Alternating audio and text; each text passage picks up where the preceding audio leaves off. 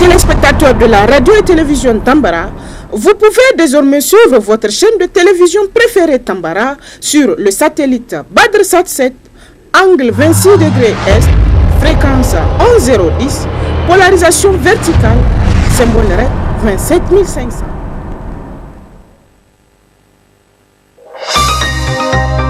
Suivez le journal avec STM Transport Voyageurs, une nouvelle façon de voyager.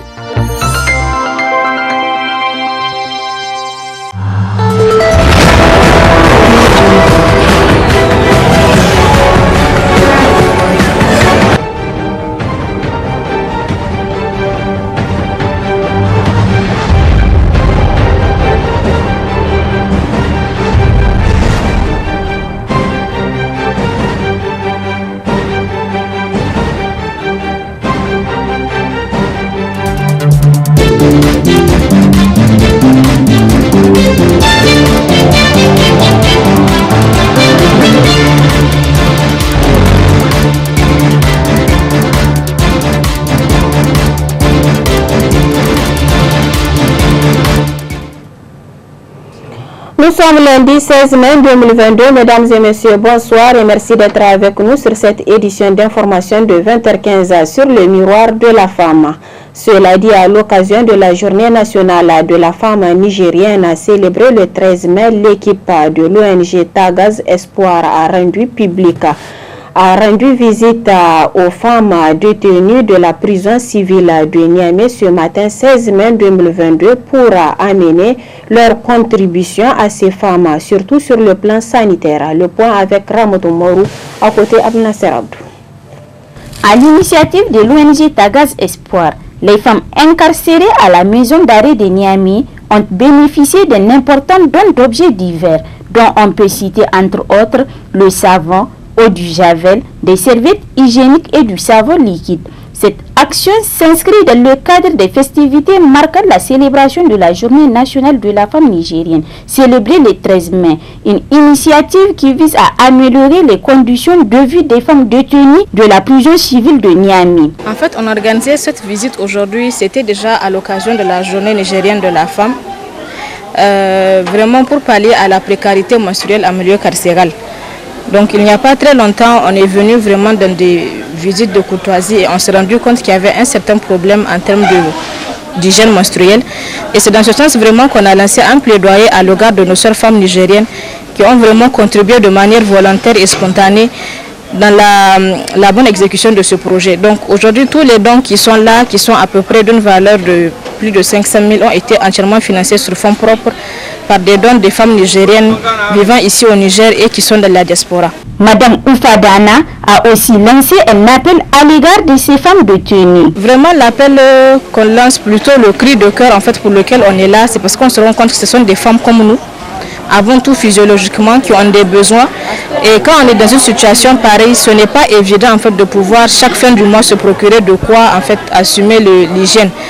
Donc on a eu vraiment une fois un cri de cœur de ces femmes-là qui nous disaient vraiment que ça n'allait pas. Donc on voit tout le travail considérable que fait le ministère de la Justice, l'équipe pénitentiaire et tout. Et donc vraiment on voulait les appuyer parce que c'est des gens qui se battent au quotidien pour que ces femmes-là soient dans de meilleures conditions de détention.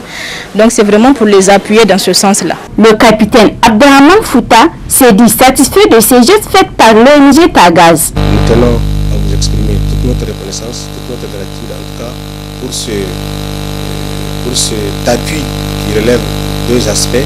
D'abord la donation en kit d'hygiène composé de savon et autres, mais aussi le temps que vous avez mis pour sensibiliser ces femmes, pour leur bien-être, pour leur santé en milieu carcéral. En tout cas, c'est très important pour nous de le souligner. Nous vous remercions.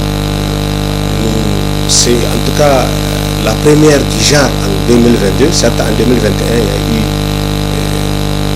eu aussi une activité similaire, mais en 2022, aujourd'hui, c'est la première fois que nous recevons en tout cas un partenaire qui vient appuyer les femmes détenues sur leur santé en milieu carcéral au niveau de la maison d'arrêt de Niamey. Selon l'ONG Tagaz, cette action faite aux femmes détenues de la prison civile n'est que le début, conformément à leur mission qui vise d'accompagner les communautés vulnérables, surtout les femmes et les filles.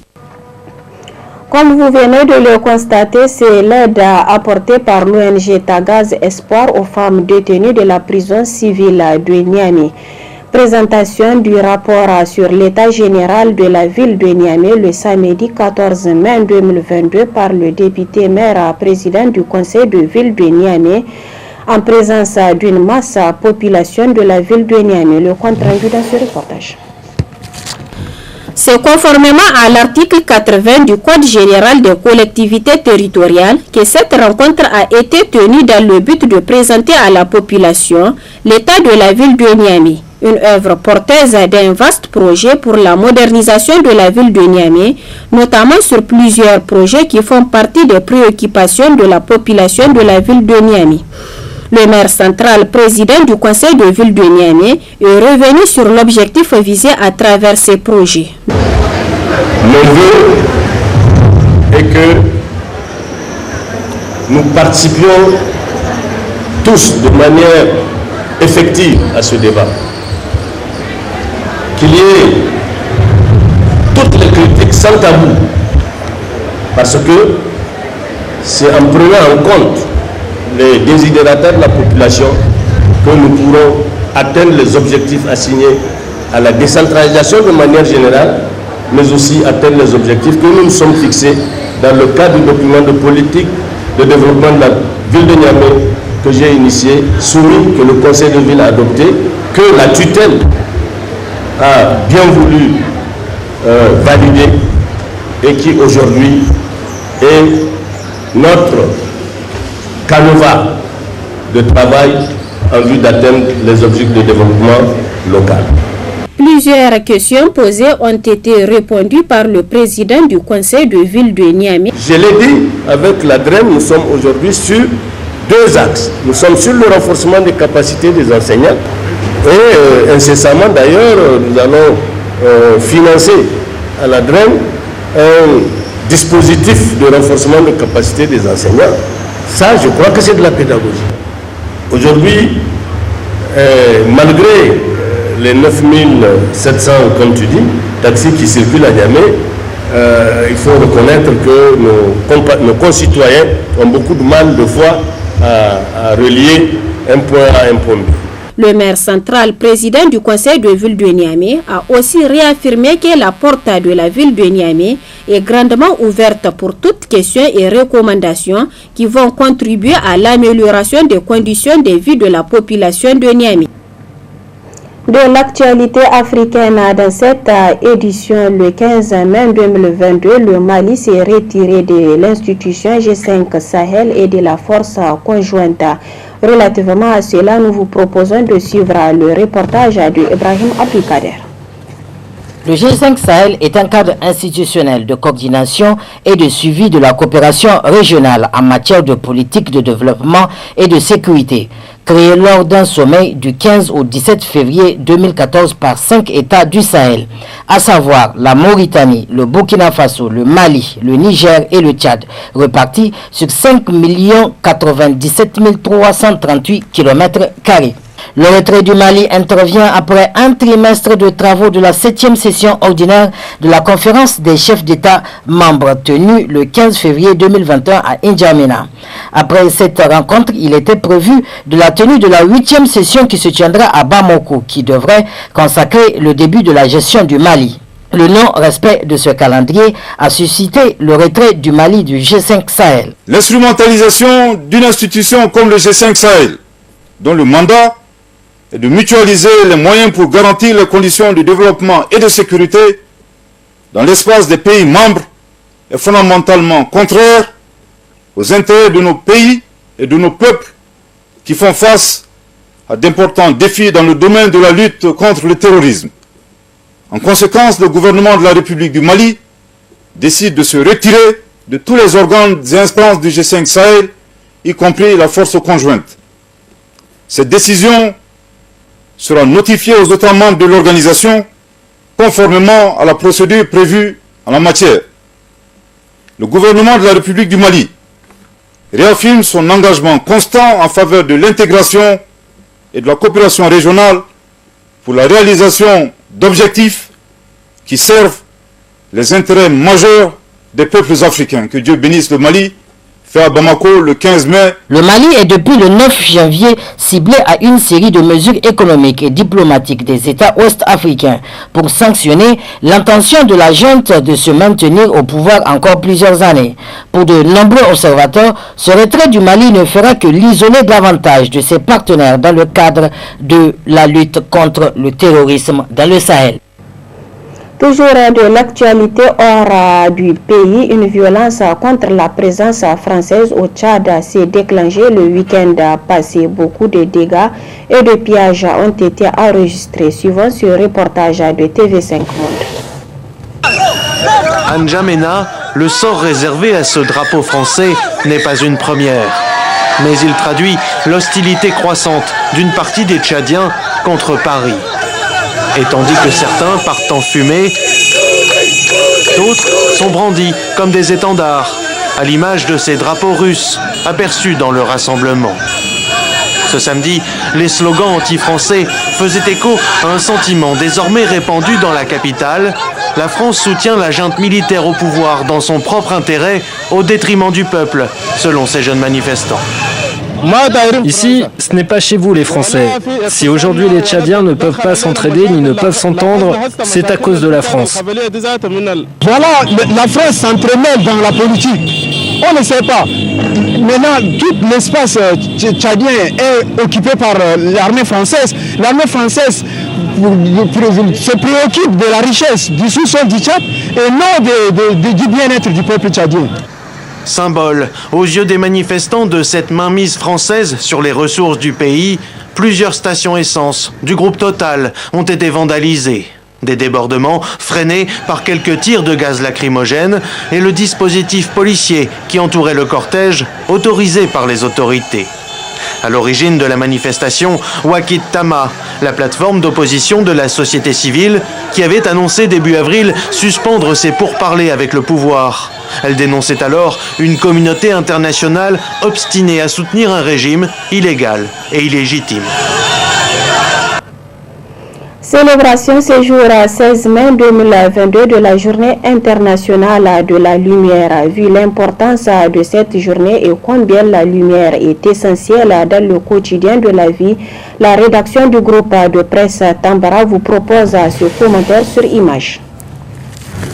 Déclarée depuis 1960, la Journée internationale de la lumière est réservée chaque année pour montrer l'importance de la lumière. La lumière joue un rôle prépondérant dans la vie car elle assure la réalisation des activités dans plusieurs domaines, à savoir le domaine économique, éducatif, social et divers. La lumière du jour a également un rôle essentiel dans la vie des êtres humains. La lumière de la lune ainsi que celle du soleil donne à l'homme une certaine garantie du fonctionnement de la nature. Quant à la lumière artificielle, lui permet de remplacer ou de renforcer la lumière naturelle selon les besoins. Grâce à la lumière, la population mondiale vit et s'identifie et certains prolongent leur activité jusqu'à la nuit, ce qui permet de rendre la vie plus facile et meilleure. Et c'est le reportage de Moubarak Ayouba à l'occasion de la Journée internationale de la lumière, foire hebdomadaire organisée par les femmes transformatrices des produits agroalimentaires chaque samedi au RECA. Quel est l'objectif visé à travers cette exposition des produits locaux? Suivons plutôt ce reportage. Ramener la population à consommer local est l'initiative prise par ces femmes transformatrices des produits agroalimentaires à travers cette foire hebdomadaire, en vue de valoriser et faire la promotion des produits 100% locaux avec un mode de production sans produits chimiques, ce qui devrait inciter davantage la population à consommer ces produits locaux. Basilic, des menthes, de moringa, de clous de girafe, de gingembre. Si on a des inficettes de moringa, plus les biceps rouges. Et si nous avons aussi les inficettes de moringa au gingembre, les inficettes de moringa au basilic, des inficettes de moringa au citron. Ici aussi la pomme de terre, couscous de la pomme de terre, du riz et du persil. Ici aussi on a le couscous de la patate douce, du riz aussi. On a les maribis qu'on utilise directement pour faire les kassoum du Copto. Ici on a le pot séché de l'oignon, c'est-à-dire les gaboubis, c'est-à-dire que les gaboubis composés d'épices, du sel qu'on peut mettre directement dans la sauce. Ici c'est de l'arôme local de moringa. Ici c'est de la bouillie, du brésil, du bleu. Ici c'est une pâte, c'est-à-dire une farine de wanzu. Puis, si quand vous regardez, il y a tout ce que cette farine peut apporter pour l'organisme. C'est-à-dire que c'est une ancienne farine qu'on utilisait d'antan. Mais aujourd'hui, que les jeunes ou bien la jeunesse a tendance d'oublier cette farine. Donc, nous sommes là pour amener cette farine qui permet de faire une pâte. C'est une pâte comme la pâte de maïs ou bien la pâte de mil qu'on peut faire à beaucoup de sauces, soit la sauce rouge, soit la sauce noire, soit c'est de suite, etc., etc. Voilà les compositions de produits que j'ai. Et sans oublier vous dire que tous ces produits sont fabriqués dans la commune de Bonkoukou, qui est dans le département de Filengue, dans la région de Tillabéri.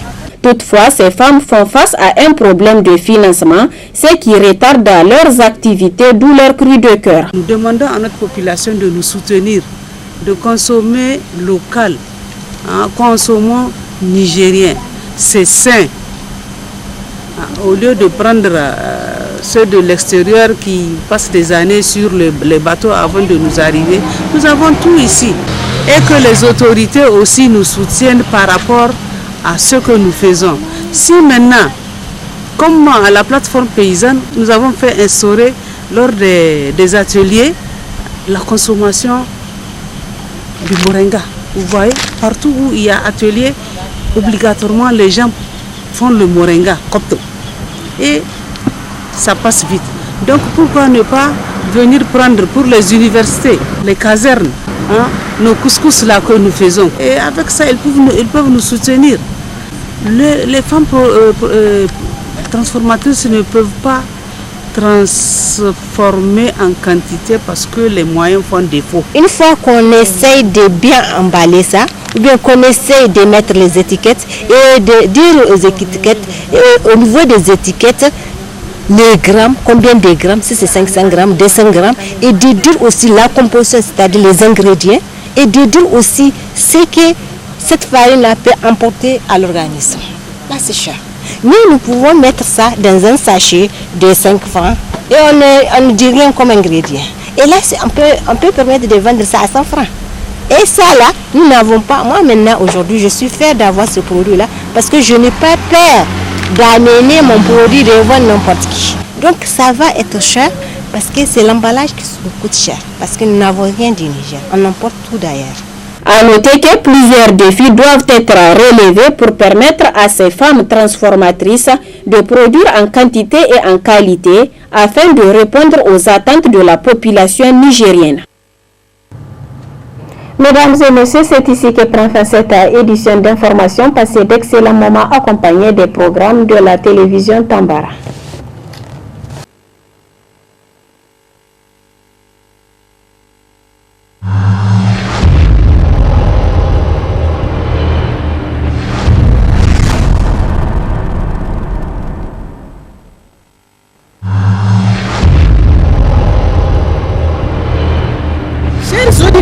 Téléspectateurs de la radio et télévision Tambara, vous pouvez désormais suivre votre chaîne de télévision préférée Tambara sur le satellite BadrSat 7, angle 26 degrés Est, fréquence 11010, polarisation verticale, symbole RED 27500.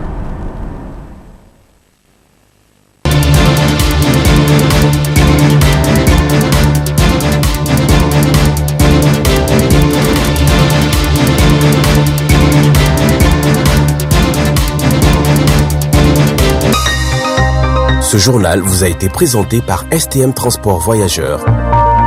Une nouvelle façon de voyager.